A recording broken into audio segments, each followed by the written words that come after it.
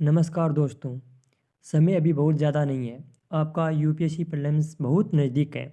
क्या पढ़ें कि बहुत सारे क्वेश्चन वहीं से आ जाएं और आपका इंतज़ार ख़त्म हो जाएं। हम मैराथन सीरीज़ प्रारंभ करने वाले हैं। मैं विश्वास दिलाता हूं कि हमारे नोट्स व क्लास से 100 में से 60 प्लस क्वेश्चन आराम से आ जाएंगे। चलिए अध्ययन प्रारंभ करते हैं। हम इस मैराथन सीरीज में सबसे पहले इंडियन ज्योग्राफी का अध्ययन करेंगे। चलिए प्रारंभ करते हैं। भारत प्रतीकात्मक तथ्य भारत के बारे में है कि भारत की स्थिति उत्तरी गोलार्ध उत्तर पूर्वी देशांतर में है। भारत की आकृति चतुष्कोणीय है। भारत का अक्षांशीय विस्तार 8 डिग्री 4 से लेकर 37 डिग्री 6 की उत्तरी गोलार्ध में है। देशांतरीय विस्तार 68 डिग्री 7 से लेकर 97 डिग्री पूर्वी देशांतर में स्थित है। भारत विश्व के क्षेत्रफल की दृष्टि से 7वां सबसे बड़ा और जनसंख्या की दृष्टि से दूसरा सबसे बड़ा न होकर पहला हो गया है। क्या है? जनसंख्या की दृष्टि से भारत का स्थान प्रथम हो गया है। भारत कुल क्षेत्रफल क्या 32,87,263 वर्ग किलोमीटर है, जो कि विश्व की कुल क्षेत्रफल का 2.42% है। क्या कह रहा है कि भारत का कुल क्षेत्रफल कितना है? 32,87,263 वर्ग किलोमीटर है, जो विश्व के कुल क्षेत्रफल का 2.42% है। भारत में विश्व की कुल जनसंख्या का जो 17.55% निवास करता है। उत्तर से दक्षिण का विस्तार क्या है? क्या उत्तर से लेकर दक्षिण की दूरी कितनी है? 3214 किलोमीटर है और पूर्व से पश्चिम की ओर है 2933 किलोमीटर। भारत का सबसे पूर्वी बिंदु जो अरुणाचल प्रदेश में स्थित है, जो कि बितु है, और पश्चिम बिंदु गुजरात के अंदर सक्रिय कच्छ जिले में स्थित है। सबसे उत्तरी बिंदु इंदिरा कोल है, जो कि केंद्र शासित प्रदेश लेह के अंदर स्थित है। सबसे दक्षिणतम बिंदु इंदिरा पॉइंट है, जो इंदिरा पॉइंट को पहले क्या है? पिग्मेलियन पॉइंट के नाम से भी जाना जाता था। इंदिरा पॉइंट जो निकोबार द्वीप समूह में स्थित है, इसकी भूमध्य रेखा से दूरी कितनी है? 876 किलोमीटर है। ऐसा भी आ सकता है जो इंदिरा पॉइंट है उसकी निकोबार है, जो भूमध्य रेखा से कितनी दूरी है? 876 किलोमीटर है। प्रायद्वीपीय भारत का सबसे दक्षिणतम भाग तमिलनाडु के केप कमोरियन कन्याकुमारी में स्थित है। भारत की स्थल सीमा की लंबाई कितनी है? 15,200 किलोमीटर है। ऐसा क्वेश्चन आ सकता है। तय भारत की स्थल सीमा 15,200 किलोमीटर है। तटीय भाग की लंबाई कितनी है? 7,516 किलोमीटर है, जो द्वीप में मिलाकर। केवल भारतीय प्रायद्वीप की तट की लंबाई 6,100 किलोमीटर है। भारतीय मानक समय रेखा 82 डिग्री 30 पूर्वी देशांतर पर जो मानक समय रेखा है, जो 5 राज्यों से होकर गुजरती है। कौन कौन से? सबसे पहले कौन कौन से? उत्तर प्रदेश मिर्ज़ापुर से, छत्तीसगढ़ से, मध्य प्रदेश से, आंध्र प्रदेश से और अंतिम में ओडिशा से होकर गुजरती है। ये महत्वपूर्ण है, क्वेश्चन आ सकता है परीक्षा के अंदर। ऐसा आ सकता है कि कौन से राज्यों से होकर मानक समय रेखा नहीं गुजरती। उत्तर प्रदेश दे सकते हैं, छत्तीसगढ़ दे सकते हैं, ओडिशा दे सकते हैं और राजस्थान दे सकते हैं। उनमें से कौन से मतलब नहीं है तो आपको राजस्थान करना है। मानक समय क्या है? भारतीय मानक समय और ग्रीनविच समय के अंदर 5.5 घंटे का अंतर है। भारतीय समय ग्रीनविच समय से आगे चलता है। सर्वाधिक राज्यों की सीमा को छूने वाला भारतीय राज्य उत्तर प्रदेश है। उत्तर प्रदेश 9 राज्यों से सीमा साझा करता है। देखिए, उत्तर प्रदेश है जो सर्वाधिक राज्यों की सीमा साझा करता है। आपको ये पता होना चाहिए। जैसे उत्तर प्रदेश का अगर हम डायग्राम बनाए नॉर्मल के अंदर कैसा भी करके, तो मान लो ऐसा है। तो सबसे पहले क्या है कि उत्तराखंड, उसके बाद में हरियाणा, दिल्ली, राजस्थान, मध्य प्रदेश, छत्तीसगढ़, झारखंड और बिहार की सीमाएं ये साझा करता है। भारत के कुल 9 राज्य व 8 केंद्र शासित प्रदेश समुद्री तट से लगे हुए हैं। इसके बाद भी क्या कहता है? भारत के कितने 9 राज्य और 4 केंद्र शासित प्रदेश समुद्री तट से लगे हुए हैं। अब देखिए यह क्या कह रहा है? जो भारत का प्रायद्वीपीय हिस्सा है, ये हिस्सा है। सबसे पहले यहाँ पर गुजरात आ गए। उसके बाद में क्या कह रहा है? महाराष्ट्र, कर्नाटक, केरल, तमिलनाडु। उसके बाद में तमिलनाडु के बाद में आंध्र प्रदेश, ओडिशा और पश्चिम बंगाल स्थित हैं। 9 तो राज्य हो गए और 4 केंद्र शासित प्रदेश जो समुद्री तट से लगे हुए हैं। अब क्या कह रहा है कि केंद्र शासित प्रदेश कौन कौन से हैं? जैसे लक्षद्वीप हो गया, अंडमान निकोबार हो गए। देखिए अंडमान निकोबार कहाँ की स्थिति कहाँ पर है? अंडमान निकोबार की जैसे यहाँ पर है। ठीक है। अब देखिए दमन और दीव, पुडुचेरी। क्या कह रहा है? अब हिमालय को छूने वाले 11 राज्य और 2 केंद्र शासित प्रदेश हैं। देखिए भारत का जो हिमालय है उसको छूने वालों के बारे में पूछ रहा है कि कितने छूते हैं। तो हिमालय का अगर हम डायग्राम नॉर्मल में बनाएं तो कैसा बनेगा? सबसे पहले इसको मिटा दें।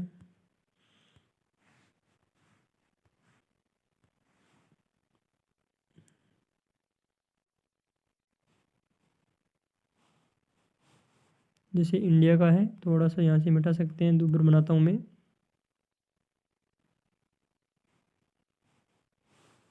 ये मान लो ये इंडिया का है डायग्राम। यहाँ से लेकर क्या का हिमालय है जो ऐसे 4 श्रृंखलाएँ हैं, ऊपर की श्रृंखला है वो ठेठ अरुणाचल प्रदेश तक जाती है। तो कौन कौन से? 11 राज्यों से और 2 केंद्र शासित प्रदेशों से अंदर से गुजरता है। सबसे पहले है कि कौन से? हिमाचल प्रदेश, उत्तराखंड, उसके बाद में सिक्किम हो गया, अरुणाचल प्रदेश हो गया, नागालैंड हो गया, मणिपुर हो गया। देखिए पूर्व के अंदर जाकर जो हिमालय है इस तरह से झुक जाता है। तो यहाँ पर अरुणाचल प्रदेश हो गया, नागालैंड हो गया, मणिपुर हो गया और मिजोरम हो गया, और यहाँ पर मेघालय हो गया, असम हो गया, और यहाँ पर पश्चिम बंगाल का थोड़ा सा हिस्सा लगता है। इस टाइप से है। और केंद्र शासित प्रदेश आपको पता ही है कि लद्दाख हो गया और जम्मू कश्मीर हो गया। अब अगर भारत के 8 राज्यों से होकर कर्क गुजरती है, भारत के 8 राज्यों से होकर कर्क रेखा गुजरती है। कौन कौन से है? जैसे सबसे पहले गुजरात हो गया, राजस्थान हो गया, मध्य प्रदेश हो गया, छत्तीसगढ़ हो गया, झारखंड हो गया, पश्चिम बंगाल हो गया, त्रिपुरा हो गया और मिजोरम हो गया। ऐसे महत्वपूर्ण क्वेश्चन है। ऐसा क्रम पूछ सकते हैं कि कर्क रेखा को छूने वाले राज्यों का क्रम जैसे पश्चिम से पूर्व की ओर बताइए।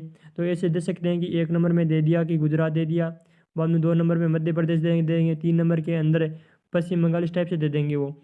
अब क्या भारत का सर्वाधिक नगरीकृत राज्य कौन सा है? गोवा। ऐसा भी आ सकता है कि भारत का सबसे अधिक नगरीकृत राज्य उत्तर प्रदेश है, यह भारत का सर्वाधिक नगरीकृत राज्य महाराष्ट्र है। तो इसके अंदर क्या है? गोवा है। भारत का सबसे कम नगरीकृत राज्य कौन सा है? हिमाचल प्रदेश है, पहाड़ियों का प्रदेश है। भारत का मध्य प्रदेश सर्वाधिक वन वाला राज्य है, ये भी पता होना चाहिए। क्वेश्चन ऐसा आ सकता है कि सर्वाधिक वन वाला राज्य अरुणाचल प्रदेश है। निम्न कथनों को सत्य कीजिए। कथन सत्य या असत्य? अरुणाचल प्रदेश भारत का सर्वाधिक अधिक वन वाला राज्य है, हरियाणा सबसे कम है। तो अगर आपको पता होगा तो मध्य प्रदेश सर्वाधिक वन वाला राज्य है और हरियाणा सबसे कम है। भारत का मौसिनराम मेघालय सबसे अधिक वर्षा वाला। भारत के केंद्र शासित प्रदेश लेह में सबसे कम वर्षा होती है। अरावली पर्वत सबसे पुरानी प्राचीनतम पर्वत है। हिमालय पर्वत सबसे नवीनतम है। ये नॉर्मल फैक्ट है जो भारत के केंद्र शासित प्रदेश में सर्वाधिक कम वर्षा होती है। अरावली पर्वत सबसे प्राचीनतम वलित पर्वत है। हिमालय पर्वत सबसे नवीनतम है। भारत की अंतर्राष्ट्रीय सीमाएं और पड़ोसी देश। क्या कह रहा है? भारत की अंतर्राष्ट्रीय सीमाएं और पड़ोसी देश। भारत की कुल 15,200 किलोमीटर सीमा कितने से? 92 जिलों और 17 राज्यों से होकर गुजरती है। भारत की तटीय सीमा 7,516 किलोमीटर है, जो कि 9 राज्य और 4 केंद्र शासित प्रदेशों से होकर स्पर्श करती है। केवल प्रायद्वीपीय भारत की तटीय सीमा कितनी है? 6,100 किलोमीटर है। भारत की मात्र 5 राज्य ऐसे हैं जो किसी भी अंतर्राष्ट्रीय सीमा रेखा या तट रेखा को स्पर्श नहीं करते हैं। ऐसा क्वेश्चन आ सकता है कि निम्न में से कौन से राज्य किसी भी अंतर्राष्ट्रीय और तट रेखा को स्पर्श नहीं करते हैं? अब 1 नंबर आ सकता है कि हरियाणा, 2 नंबर में दे सकते हैं राजस्थान, 3 नंबर में छत्तीसगढ़ और 4 नंबर में तेलंगाना। का निम्न में से कितने कथन सत्य हैं? तो 1 हो जाएगा, 3 और 4 हो जाएंगे, राजस्थान वाला गलत हो जाएगा। इस टाइप से आपके 3 कथन हो जाएंगे। अब देखिए क्या भारतीय राज्यों में गुजरात की तट रेखा सर्वाधिक लंबी है। कि भारतीय राज्यों में गुजरात की तट रेखा सर्वाधिक लंबी है। इसके बाद आंध्र प्रदेश की तट रेखा है। त्रिपुरा 3 तरफ से बांग्लादेश से घिरा हुआ है। सबसे लंबी तट रेखा किसकी है? गुजरात की है। उसके बाद में आंध्र प्रदेश की है और त्रिपुरा आपको पता है बांग्लादेश से 3 टाइप से घिरा हुआ है।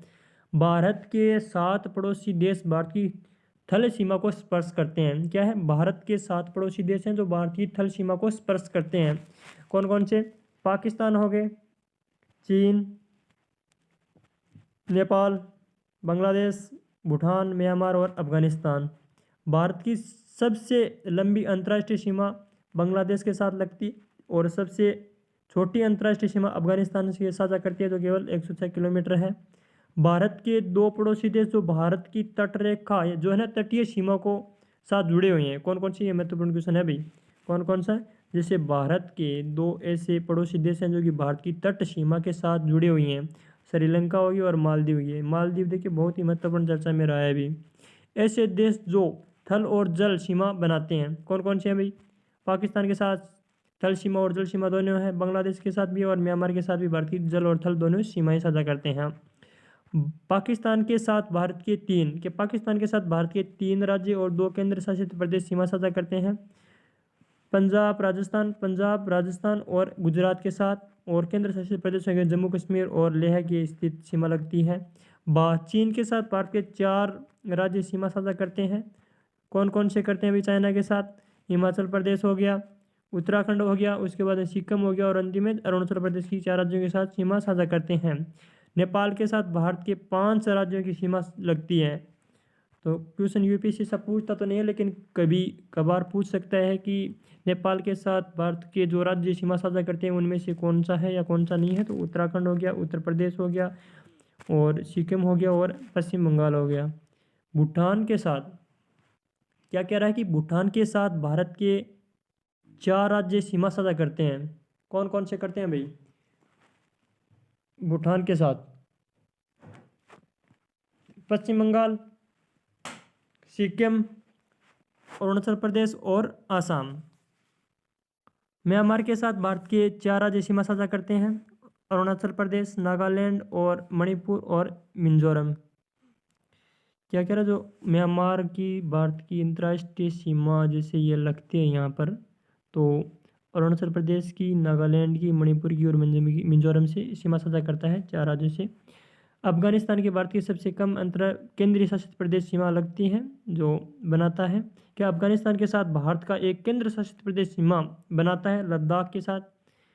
अब क्या कह रहा है कि पाक जलडमरू मध्य और मन्नार की खाड़ी, क्या कह रहा है कि पाक जलडमरू मध्य और मन्नार की खाड़ी श्रीलंका को भारत से अलग करती हैं, जिसे पाक जलडमरू मध्य को पाक जल संधि के नाम से भी जाना जाता है। अब क्या कह रहा है कि मैकमोहन रेखा भारत और चीन के बीच स्थित है, जो 1914 में शिमला समझौते पर निर्धारित की गई थी। 1886 में क्या है डुरंड द्वारा भारत है और अफगानिस्तान के बीच में जो डुरंग रेखा स्थापित की गई थी, परंतु अब जो अफगानिस्तान और पाकिस्तान के मध्य स्थित है। अब देखिए भारत और पाकिस्तान के मध्य रेड क्लिफ रेखा है जो 15 अगस्त 1947 को सर सिरिल रेडक्लिफ द्वारा अध्यक्षता में सीमा आयोग द्वारा निर्धारित की गई थी। अब वे नॉर्मल है कि भारत के पर्वत श्रृंखलाएं, जो भी भारत के पर्वत हैं उन श्रृंखलाओं के बारे में। जाटकर श्रेणी कहाँ स्थित है भाई। जाटकर श्रेणी जम्मू कश्मीर के अंदर स्थित है। पीर पंजाल जम्मू कश्मीर के अंदर। देखिए अगर कोई यूपीएससी प्री के अंदर क्वेश्चन पूछता है पर्वत श्रृंखलाओं के बारे में, अगर 4 ऑप्शन आते हैं तो एक में पीर पंजाल का जरूर ऑप्शन आता है। देते हैं पीर पंजाल कौन से राज्य में स्थित है, जम्मू कश्मीर के अंदर। नंगा पर्वत जम्मू कश्मीर के अंदर 8126 मीटर। कामेत 7756 मीटर उत्तरांचल के अंदर है। नंदा देवी कहाँ पर है, नंदा देवी उत्तरांचल 7817। धौलागिरी हिमाचल प्रदेश के अंदर। गुरु शिखर राजस्थान के अंदर 1722 metre. Mount Everest 8848 metre Nepal के अंदर स्थित है, सबसे ऊंची चोटी है। खासा जयंतिया घाटों और पहाड़ियाँ आसाम मेघालय के अंदर, ये भी महत्वपूर्ण है। आपको पता होना चाहिए कि जो अरुणाचल प्रदेश है देखासो जयंतिया घाटों पहाड़ियाँ आसाम मेघालय में स्थित है। नागा पहाड़ी नागालैंड के स्थित है। अरावली श्रेणी गुजरात राजस्थान दिल्ली से 800 किलोमीटर लंबी स्थित है, गुजरात से लेकर दिल्ली तक है। माउंट एवरेस्ट सबसे ऊंची चोटी है अरावली पर्वत की, जो वलित पर्वत श्रेणी है 1722 मीटर राजस्थान के अंदर। विंध्याचल श्रेणी, क्या कह रहा है कि विंध्याचल श्रेणी है मध्य प्रदेश। विंध्याचल श्रेणी मध्य प्रदेश के अंदर है। सतपुड़ा श्रेणी भी मध्य प्रदेश के अंदर है। महादेव पहाड़ी धूपगढ़ जो 1350 मीटर है मध्य प्रदेश के अंदर, जो महादेव पहाड़ी का सबसे ऊंचा स्थान है धूपगढ़, ये आपको पता होना चाहिए। ऐसा आ सकता है कि धूपगढ़ मैकाल पहाड़ी में स्थित है या सबसे ऊंची चोटी है, तो महादेव पहाड़ी की सबसे ऊंची चोटी धूपगढ़ है जो 1350 मीटर है मध्य प्रदेश के अंदर। और मैकाल पहाड़ी में अमरकंटक जो 1036 मीटर ऊंची है मध्य प्रदेश में, ये भी मध्य प्रदेश में स्थित है।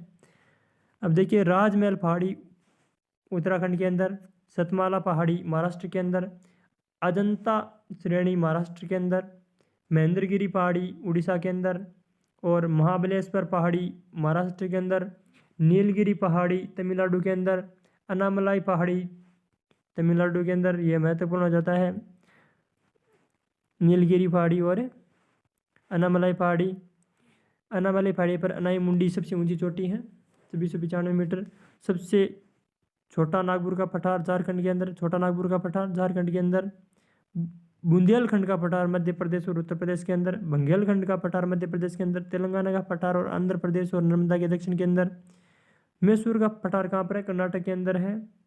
दो बेटा केरल तमिलनाडु।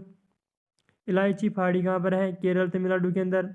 डापला पहाड़ियाँ अरुणाचल प्रदेश के अंदर स्थित है। देखिए जो अरुणाचल प्रदेश है करंट में अभी बार यूपीसीसी अरुणाचल प्रदेश के जो भी राष्ट्रीय उद्यान है या पर्वत हैं या जो भी दरें हैं उससे क्वेश्चन अभी बार कन्फर्म आएगा। तो देखिए डापला पहाड़ियाँ कहाँ पर स्थित है? अरुणाचल प्रदेश के अंदर स्थित है।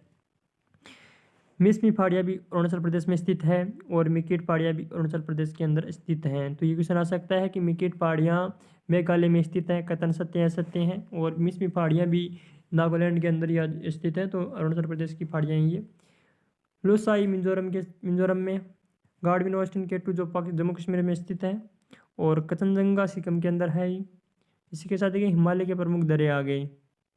देखिए हिमालय के जो दरें हैं कि किसको जोड़ते हैं विशेषताओं के साथ? बनिहाल दर्रा जो कश्मीर घाटी को बाह्य हिमालय और दक्षिण के मैदानों के इलाकों के साथ जोड़ता है। क्या कह रहा है कि कश्मीर घाटी को बाह्य हिमालय और दक्षिण में मैदानी भाग के इलाकों से जोड़ता है।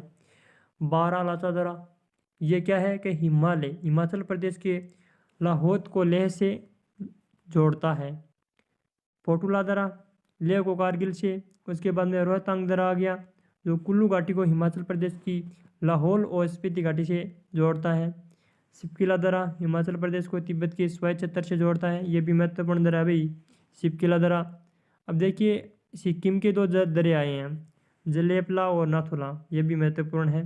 सिक्किम को तिब्बत के स्वायत्त क्षेत्र से जोड़ते हैं कौन? जलेपला और नाथुला दर्रे।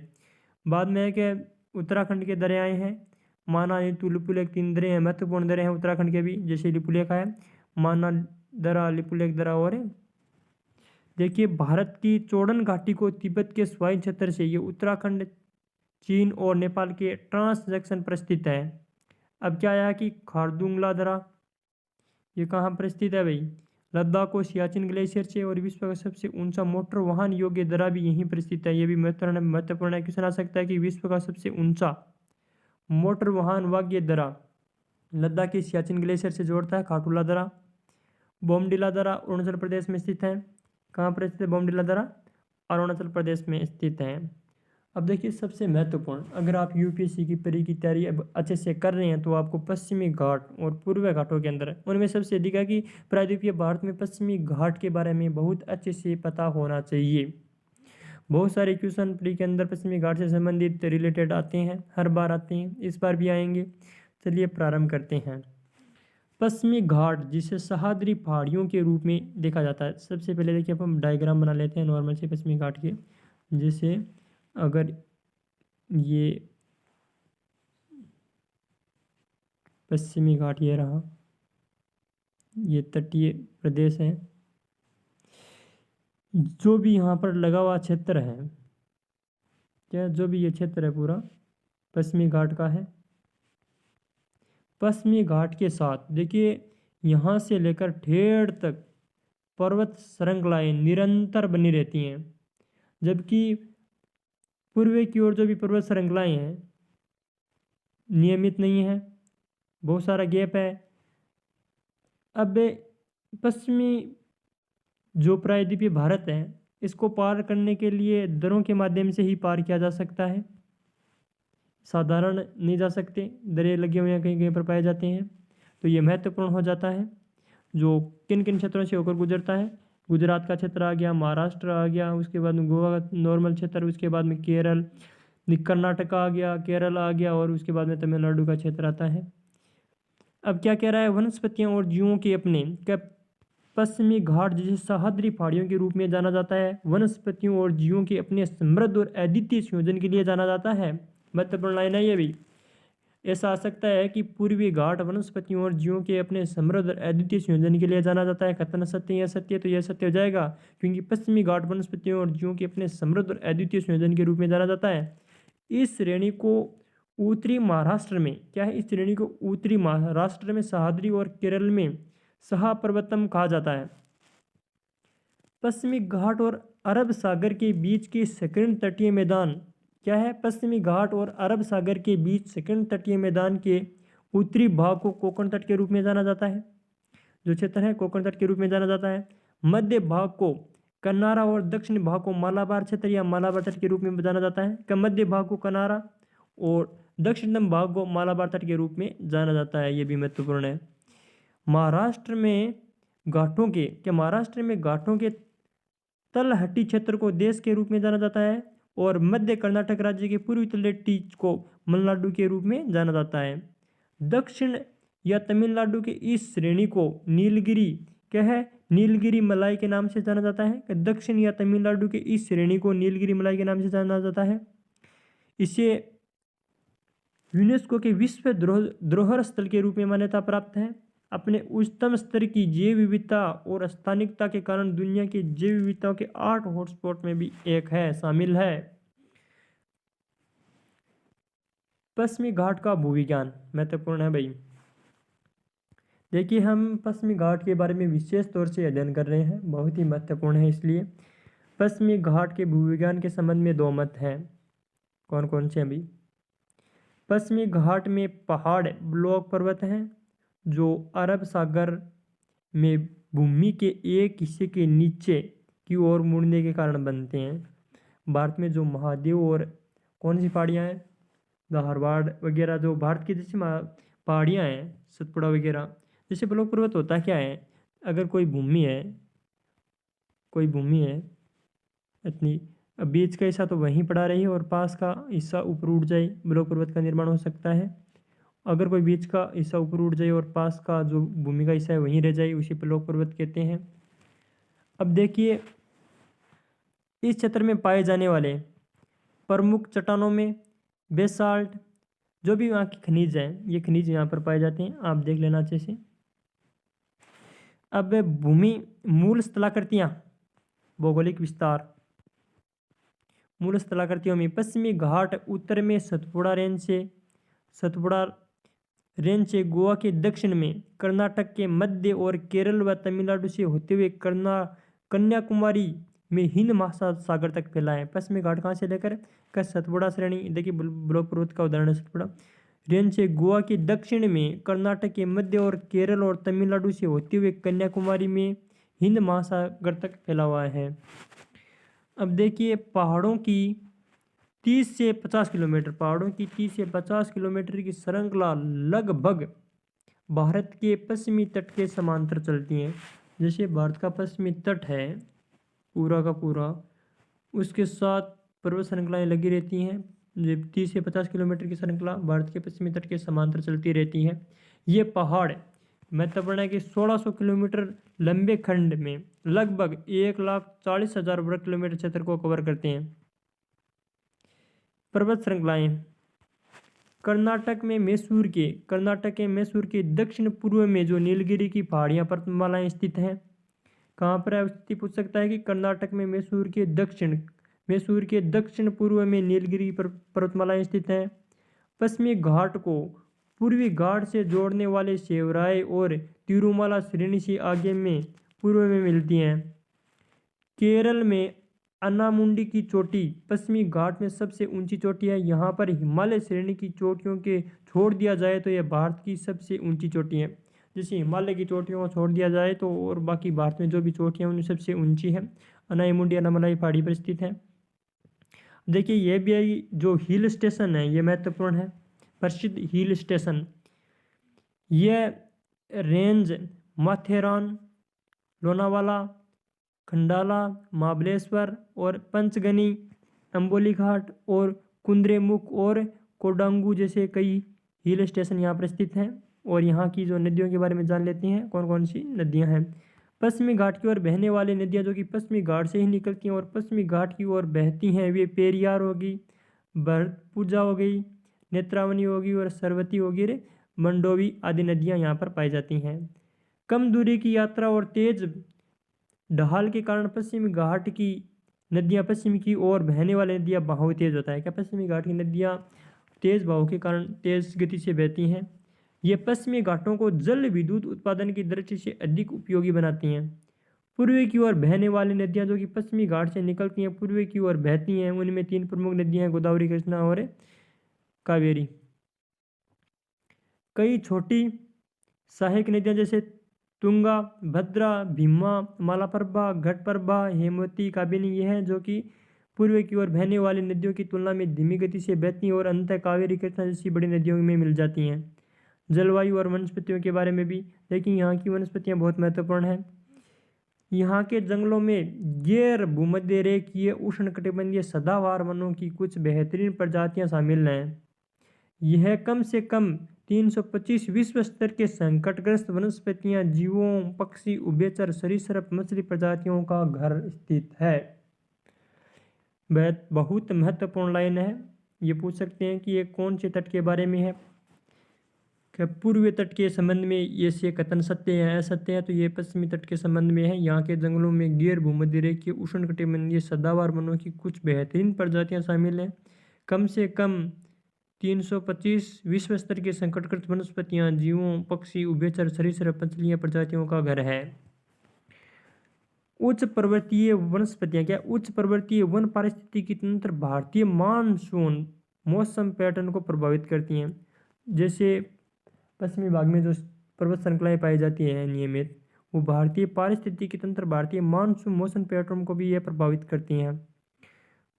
पश्चिमी घाट गर्मियों के दौरान दक्षिण पश्चिम मानसून हवाओं के लिए एक बाधा के रूप में कार्य करती हैं। पश्चिमी ढलानों में उष्णकटिबंधीय और उपोष्ण कटिबंधीय आदि चौड़ी पत्ती वाले वन पाए जाते हैं। मुख्यतः जैसे रोजवुड, महोगनी, देवदार ये हैं, क्वेश्चन आ सकते हैं। उसके बाद में पश्चिमी घाट के पूर्वी ढलानों में मुख्य रूप से सागौन, साल, शीशम, चंदन के पेड़ जैसे शुष्क और आर्द्र पर्णपाती वन पाए जाते हैं। देखिए यूपीएससी क्वेश्चन पहले भी पूछती है, रेसे भी पूछती है। जैसे यहाँ पर पश्चिमी घाट है ये यहाँ पर, उसके बाद यहाँ पर ये पर्वत श्रृंखलाएँ पाई जाती हैं। कहाँ पर? जैसे यहाँ पर्वत श्रृंखलाएँ पाई जाती हैं। देखिए यहाँ पर बनाते हैं अच्छे से। ये पश्चिमी घाट का तट हो गया और यहाँ पर ये पर्वत श्रृंखलाएँ पाई जाती हैं। तो यहाँ पर जो क्षेत्र है और यहाँ पर जो क्षेत्र है, ऐसा क्वेश्चन पूछ सकता है कि पश्चिमी ढलानों में क्या क्या रहा है कि पश्चिमी ढलानों में उष्णकटिबंधीय और उपोष्ण कटिबंधीय चौड़ी पत्ती वाले वन पाए जाते हैं। तो ऐसा आ सकता है कि पश्चिमी घाट के पूर्वी ढलानों में रोजवुड, महोगनी, देवदार जैसे वन पाए जाते हैं। तो ये कथन गलत हो गया, क्योंकि ये कहाँ पर पाए जाते हैं? ये पश्चिमी ढलानों में पाए जाते हैं। जबकि पश्चिमी घाट के पूर्वी कहाँ पर? यहाँ पर पूर्वी ढलानों में कौन से पाए जाते हैं? सागौन, साल, शीशम, चंदन के पेड़ पाए जाते हैं। शुष्क और आर्द्र पर्णपाती वन पाए जाते हैं। ये यहाँ पर पाए जाते हैं। ये महत्वपूर्ण जो पर्वत श्रृंखलाएं इससे यहाँ पर पाए जाते हैं। महत्वपूर्ण लाइन है। वन्य जीव, पश्चिमी घाट के जंगलों में छोटे मांसाहारी नीलगिरी और marten, brown palm, civet, stripe नेवले आदि, इंडियन ब्राउन नेवले, स्मॉल इंडियन सिवेट और लेपर्ड कैट यहाँ पर पाए जाते हैं। कई प्रजातियाँ स्थानिक हैं जैसे नीलगिरी, ताहर और यहाँ पर शेर पूंछ वाला मकाक आदि यहाँ पर पाए जाते हैं। पश्चिमी घाट में विश्व स्तर पर संकटग्रस्त वनस्पतियों और जीवों के लगभग 229 पौधे, 21 स्तनपायी और 15 पक्षी और 43 उभयचर और 5 सरीसृप और 1 मछली की प्रजातियाँ शामिल हैं। देखिए यहाँ पर जो संरक्षित क्षेत्र है उसके बारे में कभी बार क्वेश्चन पूछ सकता है कि ये जो पश्चिमी घाट का क्षेत्र है उसको संरक्षित किया गया है या नहीं। पश्चिमी घाट में भारत के 2 बायोस्फीयर रिजर्व स्थित हैं। महत्वपूर्ण लाइन है कि भारत के पश्चिमी घाट को 2 बायोस्फीयर रिजर्व स्थित हैं। 13 राष्ट्रीय उद्यान स्थित हैं। कई वन्य जीवन अभियान स्थित हैं और कई रिजर्व वन भी पाए जाते हैं। नीलगिरी बायोस्फीयर रिजर्व पश्चिमी घाट में सबसे बड़ा सन्निहित क्षेत्र है। क्या है? संग्रहित क्षेत्र है। इसके नागरहोल के सदाहवार वन, कर्नाटक के बांदीपुर राष्ट्रीय उद्यान और नुंगू के पर्णपाती वन और केरल व तमिलनाडु राज्यों में वायनाड और मुदुमलाई राष्ट्रीय उद्यान के आसपास के क्षेत्र शामिल हैं। केरल में silent valley national park Bharat के कुंवारी उष्णकटिबंधीय सदाबहार वन के लिए अंतिम इलाकों में से एक है। जो भी यहाँ पर टॉपिक दिए हुए हैं सीधे के सीधे प्री में उठाकर पूछ सकते हैं। तो आप अच्छे से जो PDF दी गई है उसको अच्छे से कॉपी निकाल कर अच्छे से अध्ययन कीजिए। पश्चिमी घाट के संरक्षण हेतु जो प्रयास किए गए हैं आप इनको अच्छे से अध्ययन कर सकते हैं। गॉडविन समिति जो 2011, इसे पश्चिमी घाट पारिस्थितिकी विशेषज्ञ पैनल के रूप में भी जाना जाता है। इसमें सिफारिश की के सभी पश्चिमी घाटों में पारिस्थितिक संवेदनशील क्षेत्रों के रूप में घोषित किया गया, केवल सीमित क्षेत्रों के सीमित विकास की अनुमति हो। कस्तूरीगंज समिति, इसे गाडगिल रिपोर्ट द्वारा प्रस्तावित प्रणाली के विपरीत विकास और पर्यावरणीय संरक्षण की संतुलन करने की मांग की। कस्तूरी रंगन है समिति ने सिफारिश की कि पश्चिमी घाट के कुल क्षेत्र के बजाय कुल क्षेत्रफल का केवल 37% ही ESA के तहत लाया जाना चाहिए और ESA के खनन और उत्खनन व रेत खनन पर पूर्ण प्रतिबंध लगाना चाहिए। जो पश्चिमी घाट है उसको संरक्षण के लिए प्रयास किए जा रहे हैं। पश्चिमी घाट के जो दरे स्थित हैं उनके बारे में देख लेते हैं। थाल घाट दरा मुंबई को नासिक से जोड़ता है। भोर घाट दरा जो पुणे से मुंबई को जोड़ता है। पलक्कड़ गैप जो कि तमिलनाडु से केरल को जोड़ता है। अम्बा घाट दरा आपको पता ही है कि रत्नागिरी जिले के कोल्हापुर से जोड़ता है। नाने घाट दरा जिसे पुणे जिले को नुन्नार शहर से जोड़ता है और अम्बोला घाट दरा है महाराष्ट्र के। पूर्वी घाट तथा पश्चिमी घाट में महत्वपूर्ण के टॉपिक यहाँ पर आता है कि ये क्वेश्चन तो बार बार ही आता है कि पूर्वी घाट और पश्चिमी घाट में अंतर क्या है। क्या अंतर है?